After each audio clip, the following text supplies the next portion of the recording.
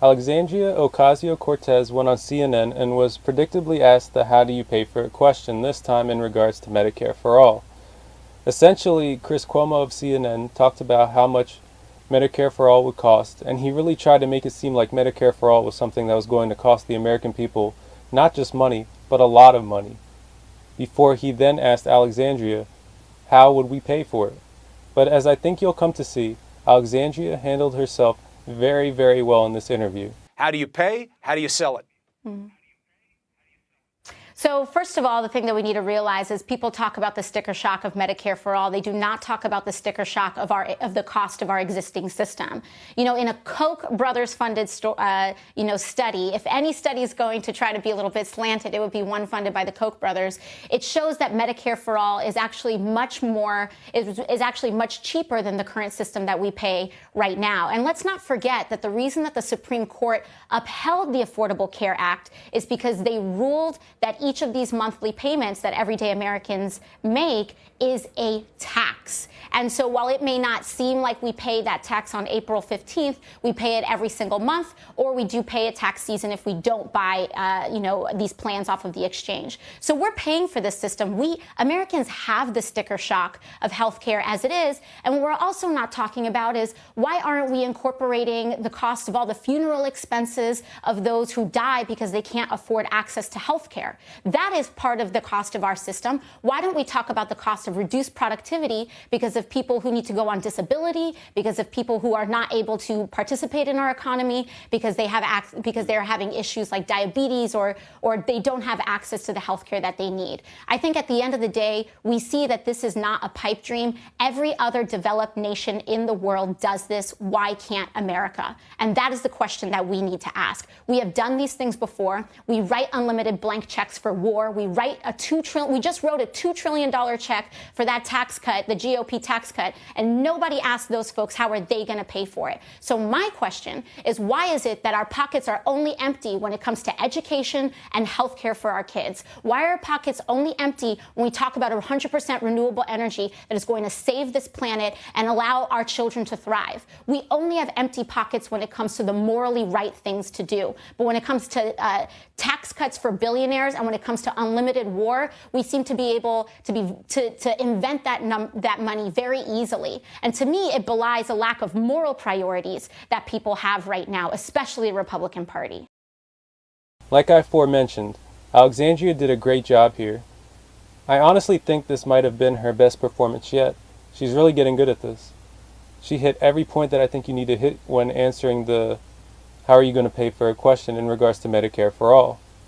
Right away, she brings up a very important point in that Medicare for all would actually cost significantly less than our current healthcare system. Did you know that we actually currently spend more per person on healthcare than any other country on earth, including all of the countries that already have universal healthcare? So many countries are able to cover all of their people and spend less. We should be able to too. However, our current system is set up for the benefit of the drug companies and the insurance companies and not the American people. In truth, the drug companies and insurance companies are ripping the American people off, and they are doing so at the cost of so many people's lives. As Alexandria said, there are so many countries that have already guaranteed healthcare to all of their people as a right. Why can't we? Why do we have to let people die? And this goes back to Alexandria's point of morality. Like, what are we doing? Is this really the America we want to be? Do we really want people to die because they're too poor to live? Now, as I aforementioned, Medicare for all actually saves us money. So the "how are we going to pay for a" question really doesn't apply when it comes to Medicare for all. But the point I've been making about the "how are we going to pay for a" question is, how come we only ask that question when it comes to policies that would actually help people and make people's lives better? We never ask this question when it comes to giving tax cuts to the people in this country who don't need it, aka the wealthiest people in this country. And we never ask this question when it comes to our extremely bloated military budget, which we use to bomb people, go to war, and make people's lives worse. So much so that the world considers us to be the biggest threat to world peace in the world. Oh, and guess what? The Senate just sent a bill to Trump to increase military spending to $717 billion, which would represent an $114.2 billion increase in military spending from 2017. And yet, I didn't hear anybody debate how we can afford an $114.2 billion increase in military spending. So we have the money for our insanely bloated military budget, which we use to bomb people, go to war, and make people's lives worse. We have the money to give huge tax cuts to people who don't need it, but we don't have the money to join the many countries around the world and guarantee healthcare to all of our people as a right, in order to save the many people we lose per year due to lack of coverage. And when I say the wealthy didn't need this tax cut, I am not kidding.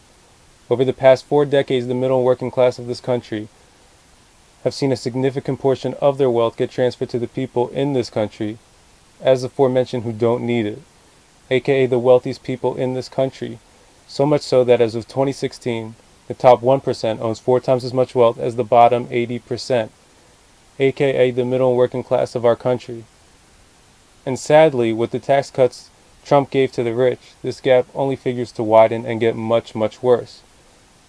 So where were all of those "how are we going to pay for it" pundits then? As I aforesaid, when it comes to Medicare for all, the "how are we going to pay for it" question really does not apply, because as Alexandria pointed out in this interview, Medicare for all actually saves us money. But the fact still remains that our politicians and the media only ask how we can afford to pay for policies that actually help people and make people's lives better. But when it comes to war and tax cuts for the rich, lo and behold, money is no longer an issue. At the end of the day, it's all about us re-examining our priorities in America. We need to start investing our money in actually helping people and making people's lives better, not worse. And guaranteeing healthcare to all of our people as a right would be a good place to start. Hey guys, if you want to help out this show, you can follow our various social media links. Also, we have a Facebook group that you can join as well. And if you want to follow me on social media, you could do that as well. Alright guys.